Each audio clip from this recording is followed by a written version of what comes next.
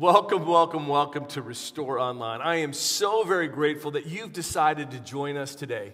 My name is Troy McMahon, and I'm the lead pastor here at Restore. It is my hope that you had an absolutely amazing Christmas, that wherever you were, you got to spend some time with friends or with family, and where you are right now experiencing this service, maybe you're at home or you're still with family, or maybe you're some exotic place in this world. Wherever you happen to be, we are grateful that you're leaning in to experience us as the gathered church digitally today. Now, I'm joined today by my very good friends and my fellow co-laborers in the gospel, Tyler Kent. Tyler is the campus pastor at our Shawnee campus, and I'm joined by Evan. Evan is the campus pastor at our Waldo campus. And so, brothers, I want to just kick off our time together to ask you a question. What's something that happened with you this Christmas season that you want to take with you into 2022? All right? All right, what's something, Tyler? It's been amazing this Christmas season. I have 4 kids, 3 of which can walk and talk, and they have absolutely loved the process of going and getting a Christmas tree and hanging the ornaments and decorating it. As a kid, that was more of a have-to type of thing. For my kids, it's absolutely a get-to. They just love the whole thing, and honestly, as I've talked to my wife, I think we're in agreement that as the kids continue to get older, even when they're in their 30s and 40s and we have grandkids, it's something we would love to do every single year. So that's been an amazing memory we've been able to make this year. That's awesome. Thanks so much. Hey, how about you, Evan? What's something from 2021 Christmas season you want to take with you into 2022? Yeah, I think the thing I'll carry forward with me for the rest of my life is I grew up, born and raised in Kansas. My parents born in Olathe, and they lived in one house throughout the course of my life. And so I grew up in this house. All my memories are in this house. But they actually decided within the last year to move, to sell that house and get a new house. And we got one more Christmas with all my brothers. I got 3 of them, 2 older, 1 younger, our spouses, one of their kids. We all got together in my childhood house for one last Christmas together. So tons of memories tied up in that home, and it's going to be one to remember for the long haul. Oh, that's awesome, man. You know, for me, this Christmas season, it is, expanded life energy and even volume within my home. As a matter of fact, my son Jake and my daughter-in-law Hannah, they're joining our Restore team as church planting residents in January. And so they've relocated from Michigan to here in Kansas City, and they've brought along with them my 2 incredible granddaughters, Raylan and London, and they're all living in my house. So it is a loud, crazy, wonderful house, and there's nothing better than coming home at the end of the day, walking in, and having 2 little people run to you and just yell, "Papa, Papa, how was your day?" and getting hugs and kisses. And so I just want to say for you right now, I want to ask you, if you think right now about this season that you had, this Christmas season, what's something that you want to take with you into 2022? Go ahead right now. If you happen to be with somebody, a friend, a coworker, a spouse, a family member, go ahead, share right now with them the thing you want to take into 2022.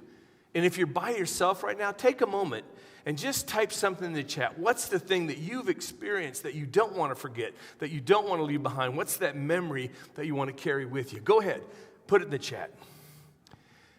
Well, this just makes me think of some characters from our Christmas story, and sometimes these characters get overlooked. So let's go to our true source, the Bible. We're going to go to the Gospel of Matthew. That's the first book in the New Testament. And we're going to go to the 2nd chapter. If you start right at the beginning of the 2nd chapter, it begins with these words. After Jesus was born in Bethlehem in Judea, during the time of King Herod, Magi from the east. Now let's just stop there for a second. Magi from the east. Who are these Magi coming from the east anyway? Now some have called these Magi wise men. Some have called them the 3 wise men. Or maybe you've heard the song, "We 3 kings of Orient are, bearing gifts we've traversed afar, field and fountain, moor and mountain, following yonder star." That's fantastic. Yeah, wow. We sing that song. We talk about the gifts that they brought. We even call them kings. And that really is kind of a very unique part of the story. But I think what we're missing is this significant detail. Magi from the east. You see, these Magi, they're scientists, they're astrologers, And in some cases, well, they're even involved in the magical arts. If you did a quick history lesson on the first century Jewish culture and Judaism and what it was like to live in Israel, it would reveal to you that Jewish people, they wouldn't come within a football field of anybody that played like the Magi. They would keep them at arm distance. That kind would not be invited to the party. Theologian and author R.T. France, he writes it and says it this way. It's remarkable to find Matthew introducing Magi into his story without any sign of disapproval. Now, Matthew may have well included this story to bring out the truth that Jesus is Lord of all peoples. How many peoples? All peoples. What peoples? All peoples. You see, from the very, very beginning of the Jesus story, we are reminded that there is hope for everyone. Not just hope for the Jews, not just hope for the Israelites, not just hope for those who jump through the right hoops or follow all the rules. No, there's hope for everyone. And I'll tell you, I'm fascinated by the story of the Magi. I mean, I just think, what prompted them in the first place to take such a long journey?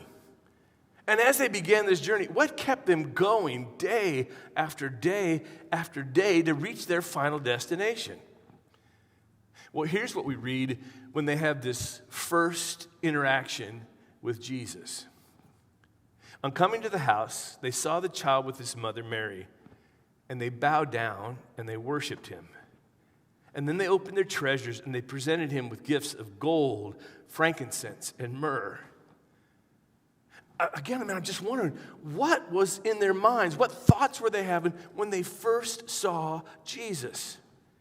And what made these scientists, these foreigners, these pagans bow down and worship this little baby boy? Now, we don't know exactly how old Jesus was when these Magi arrived. He could have been 2 weeks old, or he could have been 2 years old, or somewhere in between. But here they are, these foreigners, here they are showing up at this home, this house where Jesus was at this point in time, and they bring him these gifts, and they are face to face with the Savior of the world. Now, we don't know how long they stayed, but we do know that somehow God was speaking directly to these men. Because we read, and having been warned in a dream not to go back to Herod, they returned to their country by another route. And so it makes me ask the question again.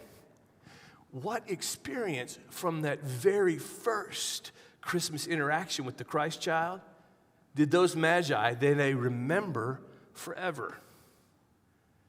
And when they headed home, how did that experience with Jesus, with that baby boy, change the course and direction of their lives?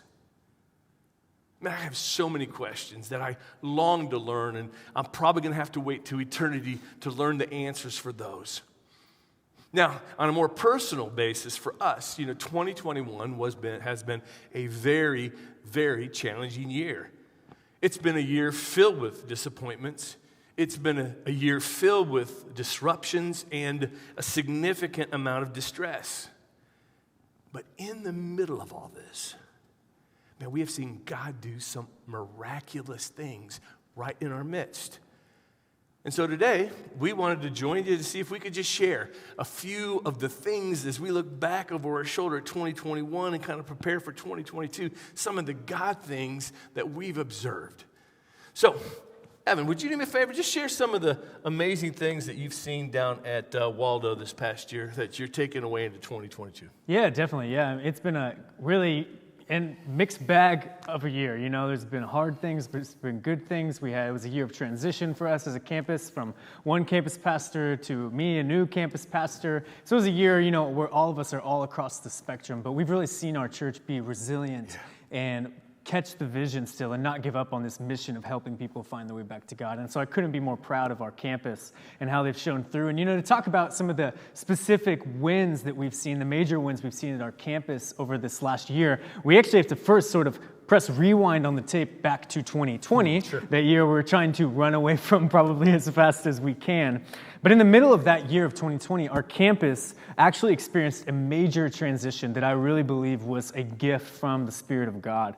It was in June of 2020, after some unforeseen circumstances and a season of prayer and fasting with key leaders and our church and a lot of our different staff members, that we decided as a campus to transition from Hale Cook Elementary, where we had been meeting for quite some time, to a brand new facility right on the corner of 81st and Holmes. And over the last 2 years of occupying this building, getting to know the surrounding community, and meeting to worship together on a really consistent basis, we've seen God show up in and through our church in some incredible ways I'm not sure we could have even imagined or predicted when we first went in.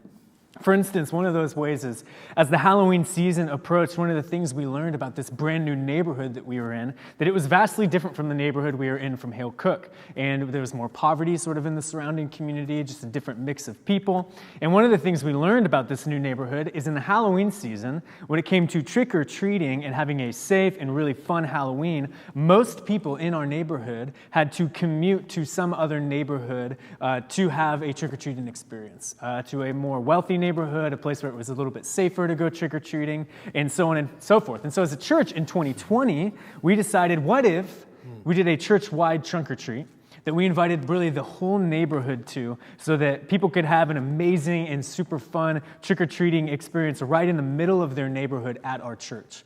And in 2020, it was an amazing event. We had over 200 people attend, had tons of volunteers help out. But then when 2021 came around, it was so amazing, we were like, we have to do that again. There's no way we can't do that. And so we did.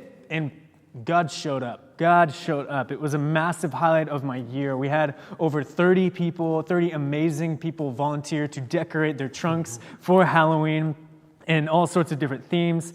We had people donate so much candy, we still aren't really sure what to do with it. So if you need any candy, please let me know. Reach out, put it in the chat. And we had over 500 people attend this event this year. Just massive, massive wins. More than double what we had in the year prior. And so many amazing and significant conversations happened at that event with different families that we're still seeing the impact of. And one couple in particular that we got to talk to at the event, they decided, hey, let's go and check this church out after the event.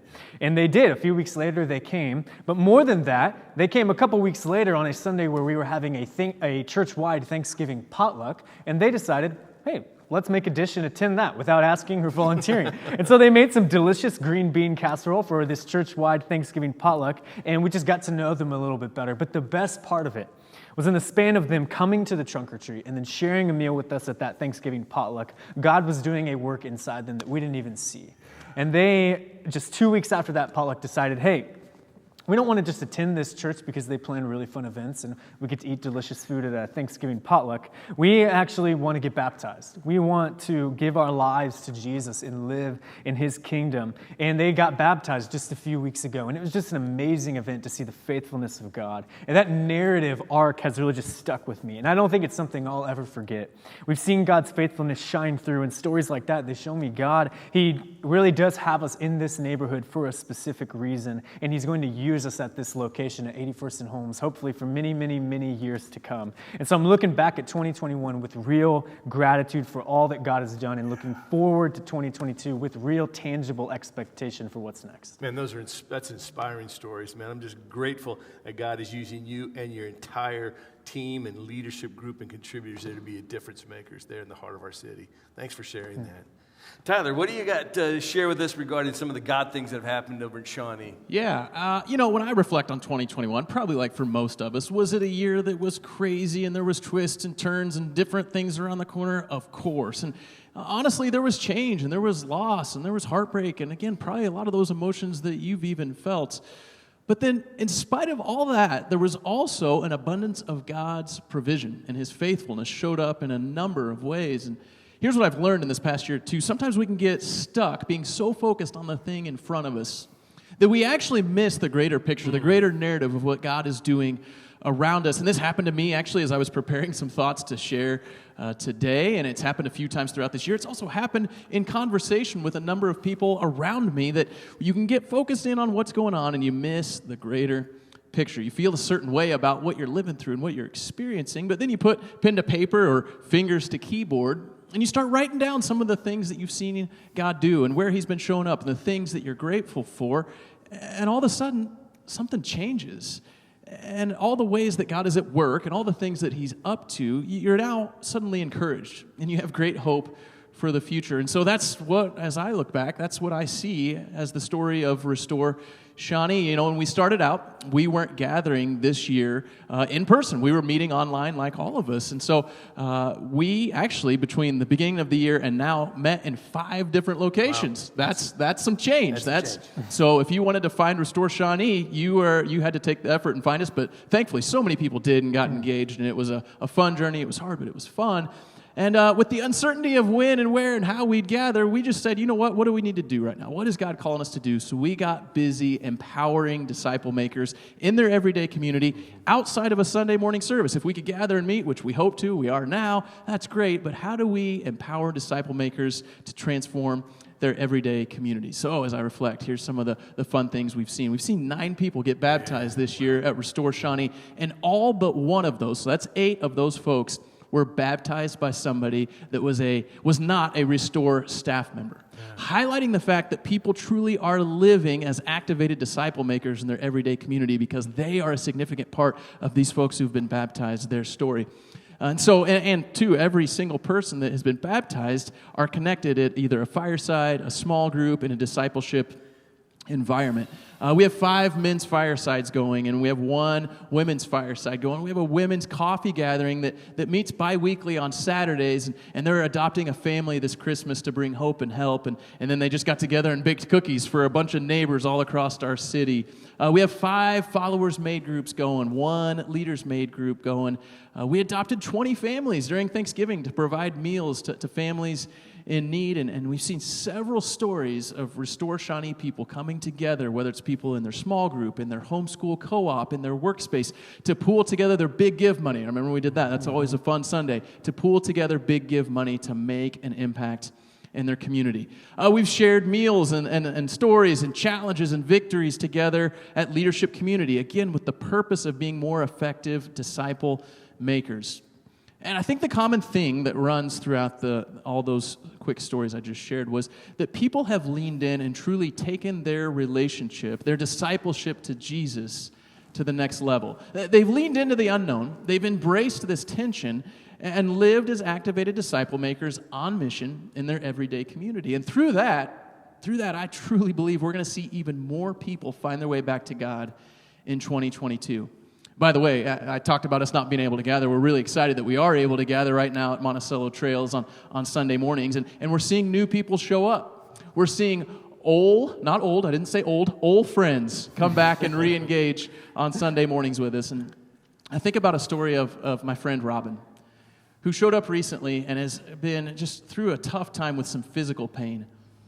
And she showed up, and I was so surprised to see her. I stay in contact with her, and she's in so much pain she actually can't even ride in a car, but she said she so wanted to be with us to worship and to gather together that she laid down in the back seat and took a nearly 40-minute car ride to be with us at Monticello Trails. And looking ahead, I can't be encouraged to hear and think about more stories like that of people who would stop at nothing to engage and be a part of this thing that God is up to because they hear stories like so many of the ones that I just shared. And so quickly looking ahead to this year, what do I get excited about? We have a church plant residence starting at Restore Shawnee in January. We have some fun and creative things for our gathering on Sundays to share even more stories of mission and share some meals together. So if you're hungry, we want to feed you spiritually and physically. We have followers made and leaders made and fireside groups that are apprenticing folks and are ready to reproduce next year. Our women's coffee gathering ladies. Those ladies, I'm telling you, they might just change the world. God has been speaking to them in some powerful and profound ways, and they're dreaming big, God-sized dreams. And there's a camp where middle schoolers and high schoolers can engage this coming summer, and we're dreaming and talking about some incredible ways to impact our community even more. So as I kind of wrap that up and I reflect back, I think I'm struck by the fact that although things look differently than I would have expected in 2021, I would dare say that they've been even better. And by God's grace, I believe I'll be able to sit here next year and talk about how 2022 might have looked different, but yet they were even better than I would have expected. Wow, those are some great stories. Thanks for sharing, Tyler. You know, at Park Hill, as I've reflected back, I mean, we've had just numbers, like literally dozens of new families that have joined us in the midst of this pandemic. And it started the beginning of the year, and we were exclusively online. And we had new people that joined and became a part of Restore when we were only online. Then we were able to begin regathering in February, but we couldn't be in the school, so we met on Sunday afternoon, not ideal time, but in a church building that was so wonderfully offered up to us, North Heartland, and we had new families join us. And then in the summer, when we were able to get back into the school in our normal service times, we had new family and new individuals join us. And as a result, man, we've seen new people take steps of their faith journey to say yes to Jesus. And we've had 28 people who've been baptized this year. And I tell you, they are some powerful, powerful stories of life change. We've had dozens of people engage in mostly healthy relationships, emotionally healthy spirituality, and wrestle with difficult conversations of race in our undivided group. And what's so crazy is all those people that have engaged have done so digitally, online. And we've served our community in the midst of this pandemic in bigger ways than we have in the past. We've served so many individuals and families through Care Portal that we've seen just powerful impact on us and on them. We've collected more backpacks than ever before in the history of Restore through Replenish KC, and they're able to give that to the Park Hill School District. And even right now, we've completed helping 10 families for Christmas, 10 different families. And what's awesome, these aren't random families. These are families that we met through Care Portal. These are families that we've met through the social workers at the schools that we serve. These are families that we've met through our relationship with Hillcrest. And so we'll be able to serve Christmas, but even more build relationships that I think God is going to redeem. I truly, truly believe that God has poised us collectively, as a multi-campus church, as a digital church, poised to place us in a position to take new ground in 2022. And I believe that new ground is going to be more than we could ask or imagine. As we move into 2022, I think we as a church are called to be carriers of this hope that we talk about, this hope for everyone. That we have this opportunity to bring hope to every home, to every neighborhood, to every school, to every workplace, to everywhere that we play.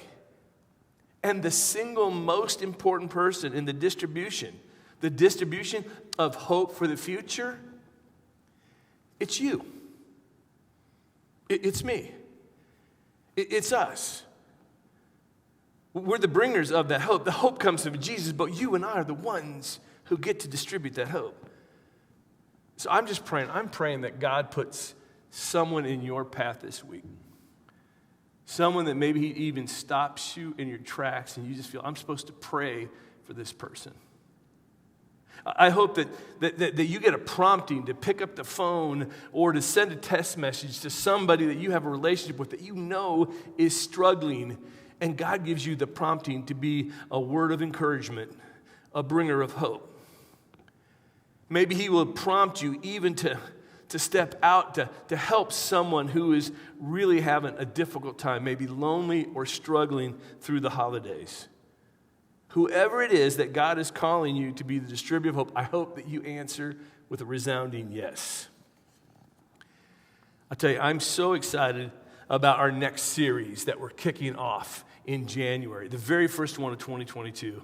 We're calling this series, Teach Us to Pray. And our whole goal in this series is to mobilize all of us to engage in the Jesus mission in a deep, deep way through our prayer life, so that all of us would be able to understand how we're called to be this conduit, this bringer of hope to all the places that we go. How amazing would it be if we were relentless in our desire to see all people experience the hope that Christ brings? Not just a select few, not just for those who kind of get it right, or even those who just agree with us. No. We would live out this passionate life that Jesus came to bring hope for everyone, for the disappointed, for the disrupted, for the distressed. He came to bring hope for you and for me. And through our hope-filled relationship with Jesus, then we become the hope to the people around us. You and I learn what it means to be the conduit of the never-ending flow of God's grace, mercy, and hope. Hope for everyone. Let me leave you with this challenge. My hope is that today and this entire holiday season, where maybe you've talked about Jesus or thought about Jesus or at least said Christmas more than any other time, so you use the word of Christ, that it's something that's disruptive in such a way that it leaves you changed, that you don't just slide by January 1st and go back into whatever your new normal would be, that you let these words of God inspire you. Paul wrote these to the church in Rome in the first century, but man, I think they are powerful for us in the 21st century. It reads like this: it's my prayer that you would take your everyday, ordinary life. You're sleeping, you're eating, you're going to work, you're walking around life, and you place it before God as an offering. Embracing what God does for you is the best thing that you can do for Him. And don't be so well adjusted to your culture that you fit in without even thinking. Instead, fix your attention on God. And when you do, you'll be changed from the inside out. Readily recognize what He wants from you